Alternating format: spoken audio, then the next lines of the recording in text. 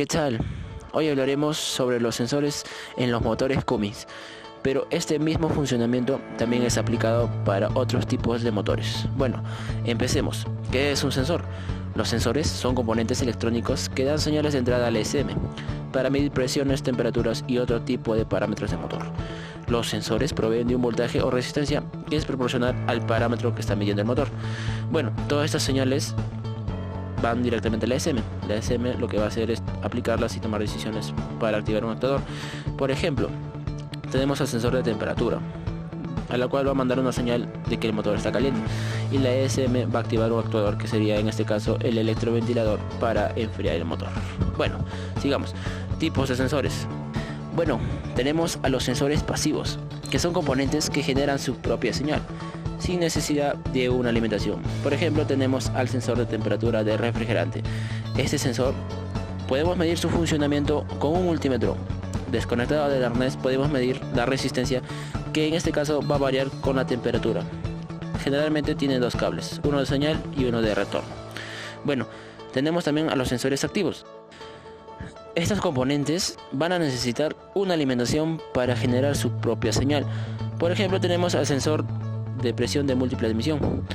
Este sensor generalmente va a tener tres cables, uno de suministro de 5 voltios para su funcionamiento, uno de señal y uno de retorno. Sensores pasivos usados por Cummins. Tenemos al sensor de temperatura.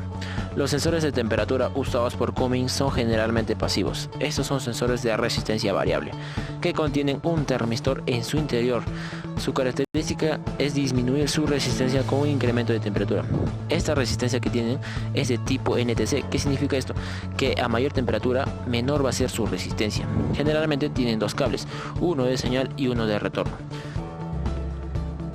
La resistencia de este sensor puede ser evaluada y medida con un multímetro.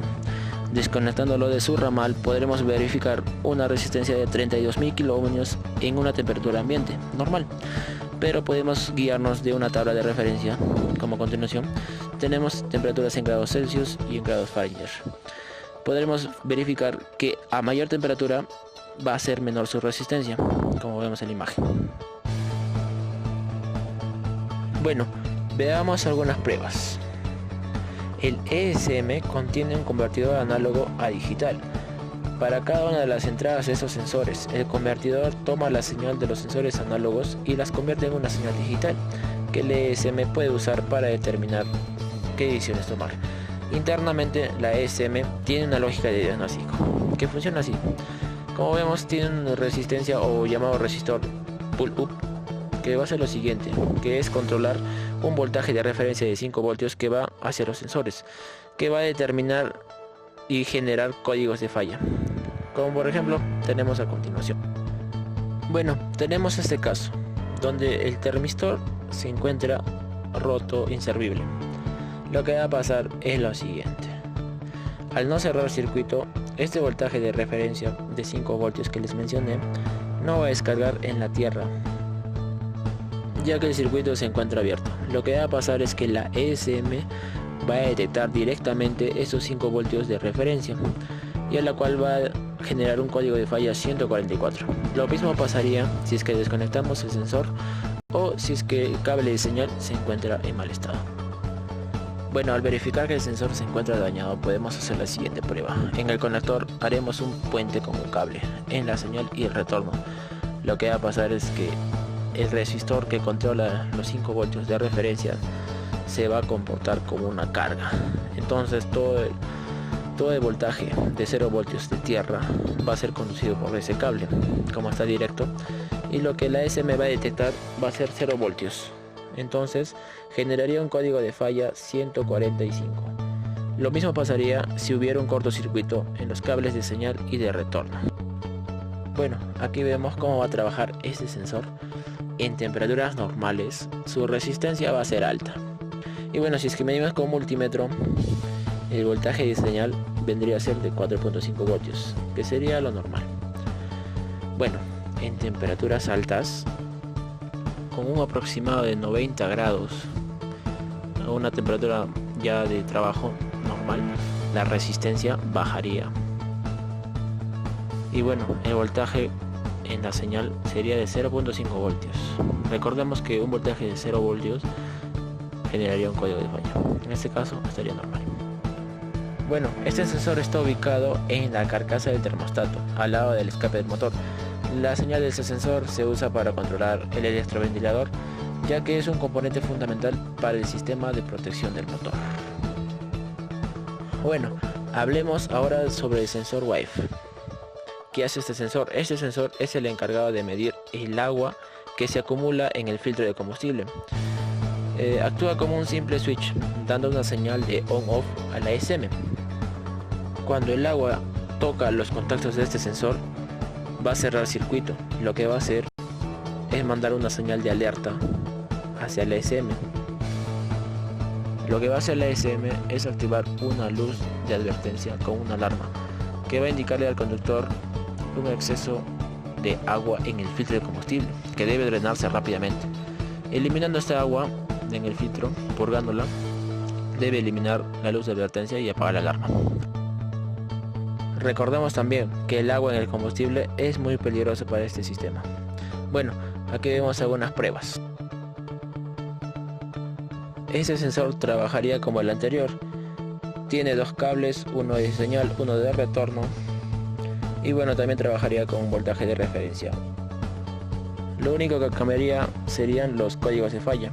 Un código 428 vendría a ser un voltaje sobre lo normal, o sea 5 voltios, y un código de falla 429 significaría un voltaje debajo de normal, que sería 0 voltios. Bueno, su ubicación, este sensor se encuentra en la parte inferior del filtro de combustible, como vemos en la imagen.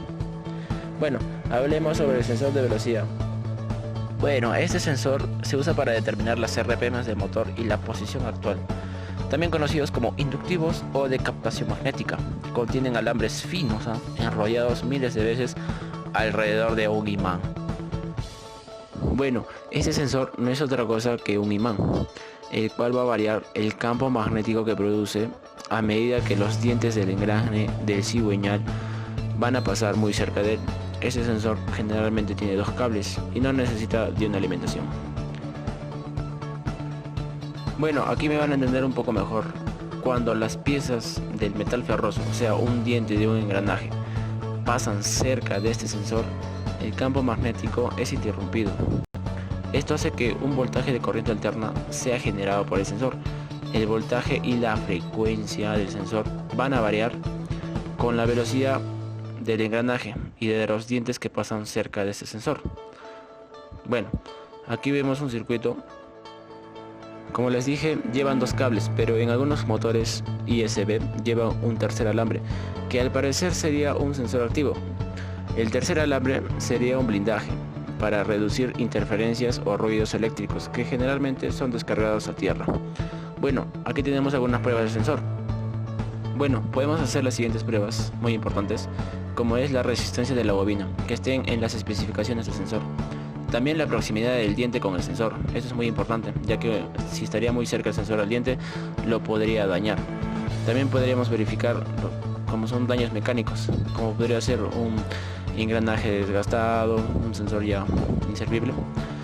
También la contaminación. Este sería un mal contacto por polvo, suciedades que podría aparecer en los conectores. Y bueno, verificar siempre los cableados que estén en muy buen estado. Ubicación.